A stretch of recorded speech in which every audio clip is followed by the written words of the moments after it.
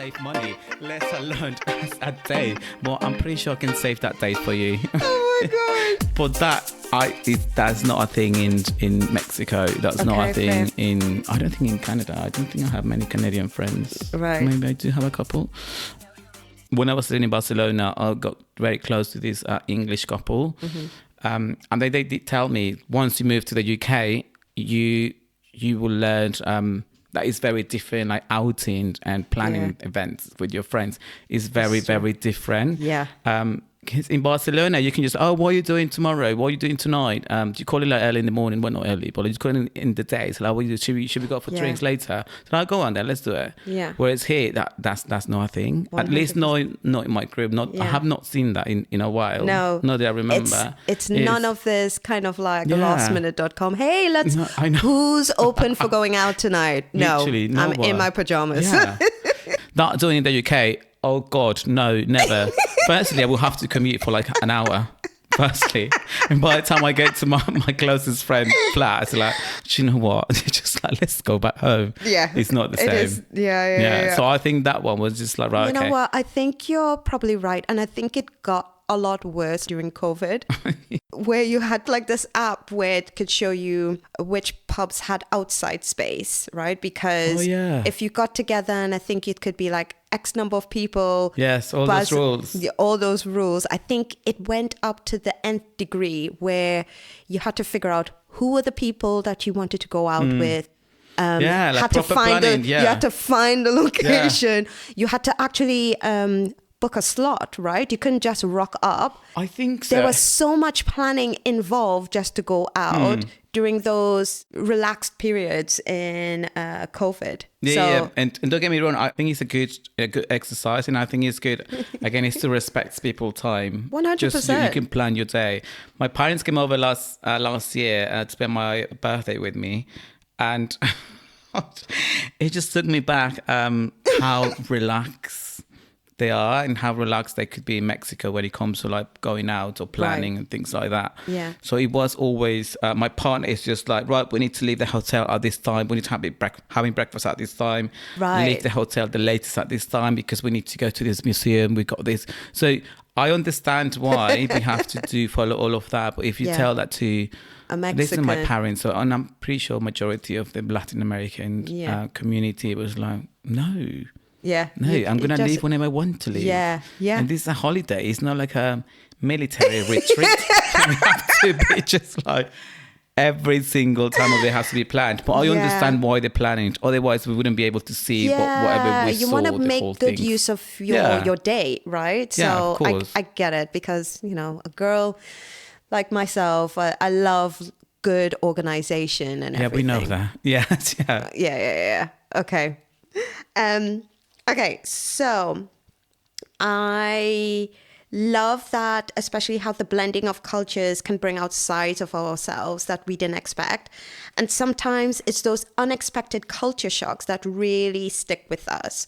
So everyone has that one moment, right? Where there's that thing that made you pause, laugh, or really totally, or feel totally out of place. What was yours being in the UK? I was thinking actually when we were discussing about this, how do I phrase this? Very quite interesting. I know. Like you're saying, we are very like Latinos. We can be very dramatic, but also we can put a lot of emotions to absolutely everything and anything, literally anything. If the glasses fell from the table, it could be a drama, it could be a series, it could be a telenovela for sure. So I just feel like the way it's more removed emotions, just to see clearly. That's something I've learned living here. Just remove the situation, make sure I don't put any emotions. Quite interestingly, obviously I've had so many managers throughout my career, and some of them, they're just like, you always have emotion attached to all the challenges you come across. So when you come to speak to me, you come with like also emotions. Try to remove that, and when you do that, you will see a different angle, or the situation will be like very, very different. Yeah. I'm not saying what I'm doing is wrong or right. It's just my nature, like having some emotion attached to it. Yeah. So just having the ability to switch off Right. your emotions, just to being able to see clearly Yeah. the situation, and therefore just make the right decisions. Yeah. Yeah. So you've learned like quite a lot. I have, yeah. Yes. And you've adapted, you've grown. So tell us. I like to think so, yes. Yes, you have. How did moving away from your homeland help you find your internal compass, your internal ed that you spoke about earlier in the podcast? God, I think it helped me like massively. Firstly, because when the first time I left the nest for Vancouver, I think that's very pivotal in my life. I'm openly gay, and I'm a very proud gay person. And when I moved to Vancouver, I realized that it is okay to be gay, and it's very acceptable, like globally, and in different cultures and in different regions, different cities, there's everything, different countries. My parents, they have like a very, I wouldn't say strict, but they did have a vision of what they want me to become. Rightly or wrongly, they want me to be to have like a family. Decent at that time, by the way. At that time, now they love my partner so much. But at that time, they have a vision of who they want their kids to become, being this person to contribute to the society. My parents were quite successful back at home, and there was a lot of pressure of me following that and just filling those shoes. Especially my dad, he was very strict in so many areas. So me being gay was not something that they had planned in any way at all. I don't know. I don't think any parents have that plan. But back in the day, living with my parents, they didn't have that. So I have to follow the rules, primarily because I was living under the roof. So I have to follow that. But me going outside and just seeing that it's actually okay. They have like parents and family supporting gay people. There was a community behind it, supporting everything. I didn't know that was a thing. And I know it sounds like very uncultured, and maybe I was very uncultured. Again, back to the first question, I was useless, stupid, slow, like Sabrina Carpenter will say. But but it's fine. I'm happy, and I'm happy to recognize that. And I think didn't know that. Yeah. So moving outside and just seeing the freedom that people have, the support that you can get, not only from your direct family, but also from external people, the community, the gay community, the LGBTQAI plus. Sorry if I just got it wrong, but I think I can get it wrong because it's my community. But I stop at LGBTQ plus, but I think that's okay to say, right? Anyway, so having that is just like, it makes me discover, right, okay, so I can just like be my own self. Right. And oh God, I changed massively. Really? The way I looked, my fashion sense was very different. It was like a massive 180 degree change. So to the point when I go back home, I had a different hairstyle.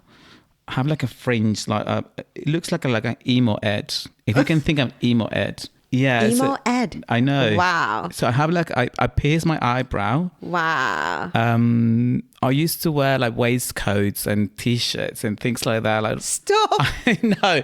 Like thinking I was in a rock band. So yeah, I think that really changed everything. Wow. Changed everything for me. Right. It made it like very difficult living with my parents because they could be better when it comes to like me being gay. And I did try to hide it because I was going back home. I went back home and then I have to follow that. And you're just trying to be respectful of exactly. them. Yeah. But again, that helped me just know, right, okay, so I know the Mexico at that time was not going to be the place I was going to stay and just find my career and settle down and do whatever. I knew that.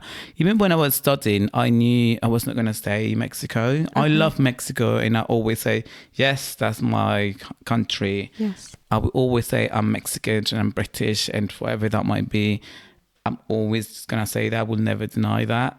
But I knew I was not going to stay there. Right. Because at that time, I didn't know there was enough support for me to grow and to be as happy as I can be elsewhere. And that's why I said, right, okay, I need to find a way how I can just explore that. How can I just get out of this country in the nicest way possible? Yeah.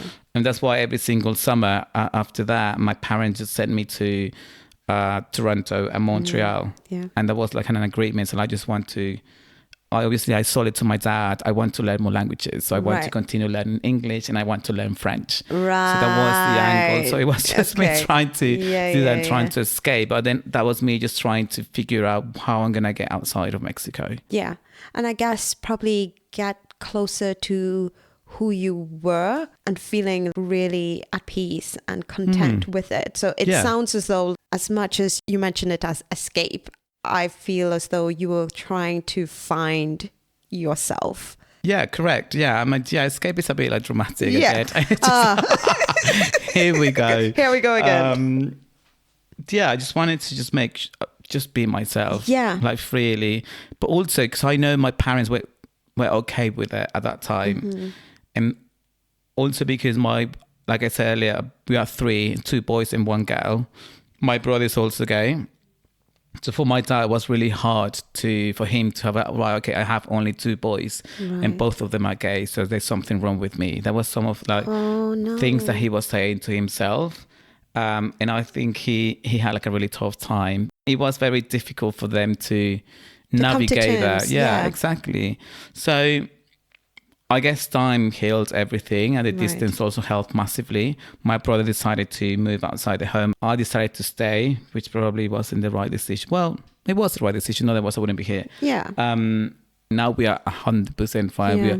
We are super happy. We get along really, really well. Like I said, my partner, my parents, and he speaks to my mom whenever he wants to, and things like that. So it's completely fine now. But at that time, it's like, right, okay. It was tough. This is who I am now. This is who I want to be. This is who I want to become.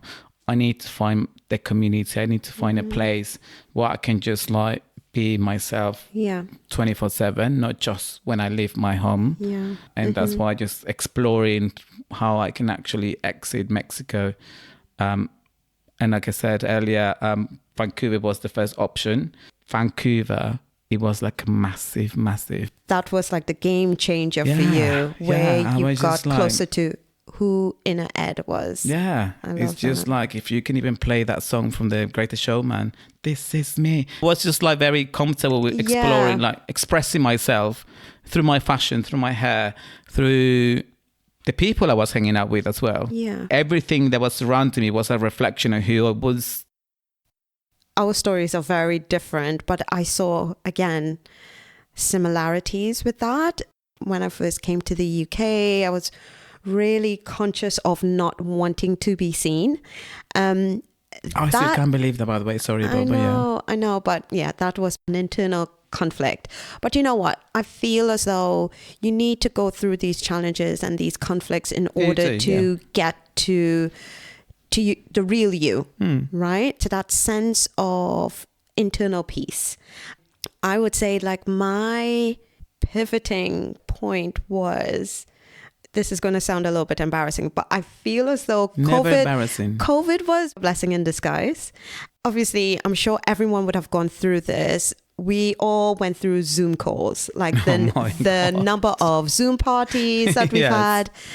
The quizzes night. Oh my gosh. The cocktail making. Honestly, we've done it all. Cheese tasting. Yes. We've done it all. All the restaurants, the steakhouse restaurants where they send you all the yes, they send you boxes. Everything. Anyway, what I wanted to say was that during COVID, one, I feel extremely blessed to have my support system who I have known for 14, 15 years. These were people who I met through work, and we have remained really good friends. But there was this point. Now, they all love me, right? And I love them to the nth degree. I will do anything for them. But, and I don't think I've actually conveyed this to them, but it was us having one of those Zoom parties. So what we decided to do, I have like a diverse group of friends. So I have one who is Vietnamese Chinese, one who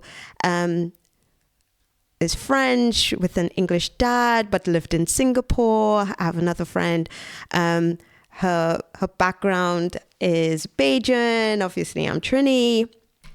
And I have another one who's American. So we have a really good diverse group. We decided during COVID to shine a spotlight on our friends and learn more about the culture, right? That's so lovely. It was great. Well, I wish I knew you back then, because my Zoom calls were literally nowhere near that level of culture. It was so good. Of learning. For my friend who has the French background, she told us about French carnival. So, and, you know, showed how it derived from the Greeks. Krista would love this. Of course.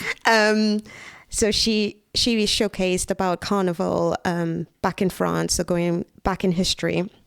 Vietnamese, Chinese, French, we did like Chinese writing one evening. It was just so great. I decided, because my friend before had done about carnival in France, there were so many similarities with the characters, the traditional characters for Trini Carnival, that I decided, okay, I wanted to do like the whole historical background on Trinidad's carnival, right? And to show like the similarities. And they all joined the call. We had like mums actually joining the call, like my sisters joined the call, because it just became like a thing where we all were learning about each other's culture and background.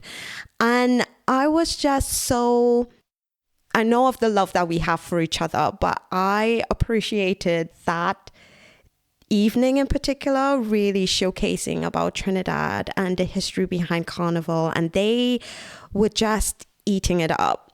And I realized at that point in time, I needed to respect or give more love to myself by really embracing my culture more. And ever since that moment, I just decided, okay, I am going to fully immerse myself in what it means in being like a Trini, how I'm engaging with people unapologetically, you know, just be Trini to the bone, right? Yeah. At that point in time, that became like my becoming moment, really. The rebirth of Trini Chrissy, you know, rising from the ashes like a phoenix, you know. I wish I knew you back then though, just to see the difference. I just can't imagine you like not the way that you are now. Well, the thing is, like, to your point, I don't think I'm any different. It was more being free to showcase that side of me and not worrying about anyone's thoughts or opinions on my Trini culture. I didn't care. I'm Trini. This is who I am, authentically true Trini. And it's also part of the reason why I go back home and I play carnival with my sisters, and I just want to immerse myself, because I feel as though for such a long period of time I neglected it. So for me, I hear what you're saying, where you had to be accepting of every part of you that is Ed. Yeah. Right? And okay, it might be uncomfortable for some people, but whether you like it or not, this is who you are. And I think when you get to that realization of, I can be me, genuinely, authentically, you're bringing the best side of yourself at every situation, which is just going to light up any sort of room. You know, because that's who you are. It's not going to change. Like, even if you try to, it's not going to change. Yeah. And then people, I do believe, like, people do see that. People see like, oh, you're truly genuine. And you will have like deeper conversations, deeper relationships. Yes. More like meaningful relationships as well. So I'm so happy that I mean, not that COVID happened, but I'm so happy that you found that moment during that COVID time. Thank you so much for that. But yeah, so I definitely feel as though your becoming moment and even like the story that I just shared, that's that moment of clarity that becomes so powerful for us, right? And it's something that I know our listeners probably crave when they're in whatever transition, whether they're moving home or moving country or whatever. So let's bring it home with some practical wisdom now. What do you wish someone had told you? So like, what would you have said to someone like day one of their new life, far from everything that they know? What would you say? Yeah, this is the question I spend much time thinking. It's more like, have you seen that show, that RuPaul Drag Race? No. Of course. Oh, thank God. So you understand the reference. So it feels like someone is asking me, what would you say to little Ed who is in front of you? And I do think like some like quite practical tips. And I think the first one is, I would say the first one is like, be okay with stereotypes, especially when you live in your homeland. Be okay to stereotypes. Some people might use them against you. They will try to like maybe make fun of you. The amount of times when I was living outside Mexico, like asking me, do you actually have a poncho? Do you wear it? Wow. I said like, no, I don't have a poncho, darling. It's only in the north of Mexico. Yeah. So I would say that be okay with those stereotypes. Point number 2 would be like, go back to basics. I know these days, I was quite lucky enough that when I was abroad and when I was living outside Mexico, there were no so many apps. There were no, the internet was there, obviously. Again, guys, I'm not that old. The internet was still there. Yep. There was a lot of like human interaction. Just try to meet people. Try to, don't rely heavily on the apps. Don't rely heavily on the online conversations. If you joined a group on Facebook, like for example, or whatever, don't try to carry on speaking to these individuals.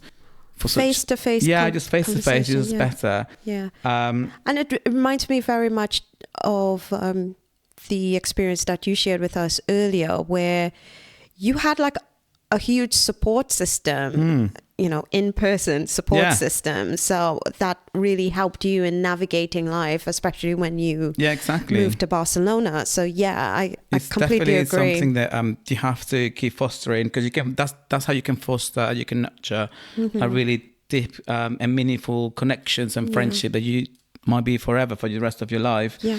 But also like put yourself out there, just like. You're going to be uncomfortable. You don't know anyone in that country. Just go out there. You will find someone. The times I came across people that were in the same position as me is very, very common if you're going to the same space, same spaces and things like that. So you will come across people going through the same journey as you. Yeah. So just don't be scared. Yeah. Don't be afraid of like just getting yourself out there, put yourself out there. You're gonna be uncomfortable. Yeah, that's fine. I completely understand it's a new country, and also if you're learning the language, it's even harder. Yeah. But again, as long as people understand what you're trying to say, don't worry about your accent. Don't worry if you get it wrong. Don't worry if you're saying something wrong or you're using the wrong words. It's part of it. It's just a learning. Yeah. Just try to find your like-minded strangers. That's what you need. That's what they are. That's the new people, your potential new friends, your potential new supporting system. There's also the girl I mentioned, the Mexican girl that lives in Barcelona. Cristina. I saw her, I think early this year, and then she came with a group of friends, and I said, "Oh, this is so lovely. How did you guys meet each other?" And so like, "Oh, we met online." So like, "Sorry, what?" Wow. So yeah, we met online. There's an app called Time Left.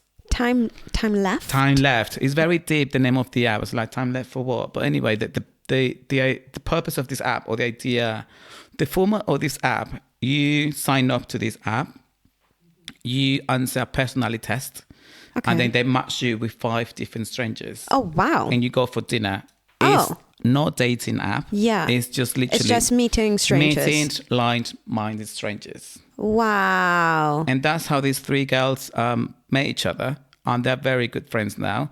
They support each other. Whenever the other one goes on holiday, can you please walk my dog? Or can I please leave my dog there? Blah, blah, blah, blah. So all of that. That's really good. It's just based on personality. If you're one of those that you rely on the apps, or you want to use the apps and things like that, that's another trick. But going back to what you said, don't just rely on those conversations happening on the app. Yeah. Try and meet in person because it forms that deeper relationship. Exactly. So go back to basics. Yeah.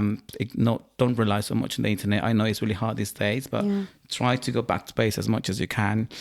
The other one is stick to what you believe and trust your instincts. I know I've been saying this quite a lot of the time throughout this conversation, but again, some people will disappoint you, and you need to know that will happen. As much as you want to avoid this and that, people will disappoint you. Yeah. Again, if I listened to myself at that time, I could avoid that. But I'm happy that in some capacity, happy that I didn't, because I learned so much. Yes, exactly. There's always a learning behind it. There's always a lesson and a blessing. Yes. I read that somewhere with any interaction that you have with people. 100%. So even if it's negative, it makes you really understand yourself even more about what it is that you need to give you energy, or what you need in your life. So, and especially during that time, I guess you might be going through like, oh, I don't know what I want. But if you know what you don't want, it helps you narrow it down to what you actually want. What you actually want. The last one would be like set some goals. And I know it's like very deep. And the reason why I say this, because I didn't have any goals when I moved to Barcelona. Really? No. Again, I was very lucky that my parents were supporting me financially whilst I was getting a master's degree. So I didn't have the financial pressure for me to find a job. Okay. Until when my parents said like, right, okay, we've been supporting you for like over a year now. You have 3 more months that we're going to be sending you money. After that. Wow. So the clock was ticking and you're like. Either you come back or you do whatever you want to do there. Right. And it was very clear as day for you. Okay, right. I'm not going back to Mexico. Yeah, 100%. But again, because I didn't know that my parents, and again, me being so naive and me so stupid, slow and whatever, at some point they need to stop supporting me financially, right? Yeah. They have to. Yeah, but I guess, they love you, and they didn't want you to go through any unnecessary strife. So they were just trying to protect you. Yeah, but sometimes there's way to overprotect it sometimes. I know. But again, I love them so much. And obviously I wouldn't be here without them. That's for sure. We love you, Mommy and Daddy Diaz. Yeah. Okay. So set yourself some goals. Set some goals. So at least it gives you the focus. It's not so much for you so hard on yourself. And when I say goals, they don't have to be like really, really deep. You just have to be like, for example, could be if you're going to a completely foreign country, you don't speak the language. By month 3, I should be able to hold a conversation, or maybe I should be like level 1 or whatever. Yeah. Things like that. So at least like push you to give you some direction what you want to go and what you need to do in between those time. Yeah. But obviously, don't be so hard on yourself. You can obviously like tweak along the way. 100%. But as long as you have like a clear goals that you can measure, so like, right, okay, by October 2027, I should be fluent and blah, or I should be able to have a professional conversation so I can apply for this job that we want to get into. You're right. Okay. Yeah. So I think the goal is just like very, very important. It helps give you direction. Yeah, it's just about direction. It's something I didn't have. Yeah. Okay, so from what you just said, forget about the stereotypes. So don't let the stereotypes impact you. No, actually the opposite. Be mindful of the stereotypes. Yeah. Okay. And then you mentioned about going back to basics. As much as we have the internet right now, that doesn't mean that we have to be fully dependent. Correct, and living most of your life just on apps or online. Make sure and have like that face-to-face interaction. And then navigating on from that point, making sure that you can find like a good support system, putting yourself out there and setting yourself like some really good goals. Doesn't need to be deep, just something baby goals to keep the momentum and give you like some sort of direction. Yeah, it could be, again, like I said, it could be anything. It could be like, find the right flatmates, or find a intercambio. I don't know if this is a thing these days.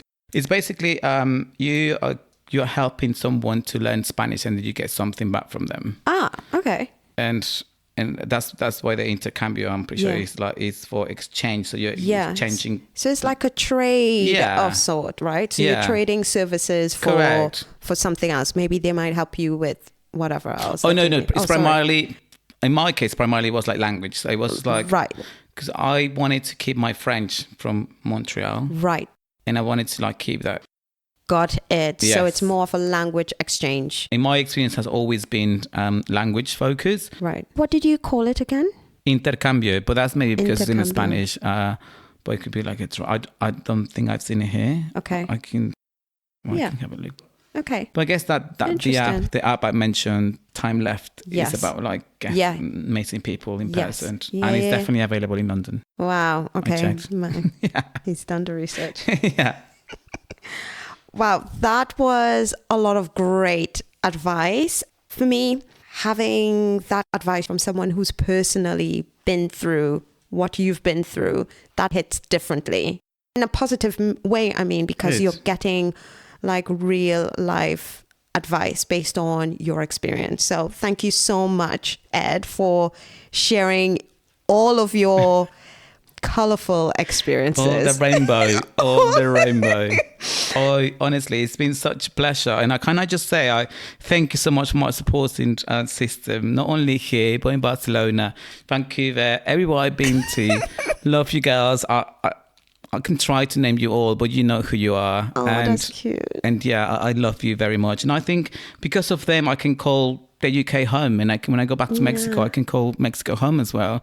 Home is not where you passports from. It's where you feel comfortable with yourself and with everyone around you. I have multiple homes, darlings. I literally am in real estate as well. So I've got multiple homes in the world. I love how you said that, because it's like home is how you're feeling internally, right? The more that you feel accepted and just feeling like the sense of freedom, that's home for you. And I just love that take on it. So thank you so much, Ed. Before we wrap up, can you let our listeners know where they can connect with you on social media? Oh yeah, of course. I was gonna say, if you reach to this point, thank you so much, and I really hope you learned something. Thanks for staying. Yeah, thanks for staying. Thanks for staying and listening to my nonsense. Not my nonsense, my experience. Let's put it that way. How you can find me online? You can find me on Instagram. What's my handle actually? Oh, I think it's Lalo Diaz-Ward in one word. It's LALO DIAZ Ward, WARD. On Instagram, on LinkedIn, if you want to be professional, it is Eduardo Diaz-Ward, and you can find me there as well. Okay, fab. I'll drop all of the links within the summary on this podcast episode. Sorry, one last thing. If you're listening, whoever is listening, if you're going through this, like honestly, please feel free to reach out to me and I can help. Because another good positive things I gather from my experience, and I've got friends in so many places. I can imagine. Like Barcelona is the city there where you can meet so many people from so many different countries. Right. And I'm just from the world. So if anyone is struggling with feeling that they don't belong in Barcelona, Vancouver, in London, just hit up Eduardo Diaz-Ward. He'll sort you out. Yes. Or link you up with someone. I'll do my very best. Thank you so much for having me. It's honestly half the best time. It's been a pleasure. And you can have me any other time. So for the listeners, Ed reminded us that becoming ourselves isn't always about adding more, but about stripping back, standing tall, and owning every part of who we are. His journey from Mexico to Vancouver to Barcelona to the UK is full of moments that made us laugh, pause, and reflect. It's proof that when we lean into change, we open up space for real transformation, not just of place, but of self. So whether you're in the middle of a transition or thinking about your next big move, remember, becoming who you are is a journey worth taking. And the ripple you create along the way, that's the gift. Until next time, keep showing up authentically, and keep awakening the ripple within you. Fantastic. Whoa. We've done it. Oh, we've done it. Oh, Oh my gosh. In this heat. Oh my God. we've done it. Yay. Oh, Thank you so much. oh no, thank you. That was great. Yay. Such an in-depth conversation. Oh my God. Ed, that must have been, it felt like 2 hours. How much was that? It'll be at the end. Is that the season finale? Oh yeah, the season finale will be at them. And with that we close season 1 of Awaken the Ripple. Thank you for tuning in, for sharing, and for letting these conversations be part of your journey. This isn't goodbye, just a pause. I'll be back in 2026 with season 2. Until then, keep growing, keep shining, and keep awakening the ripple within you.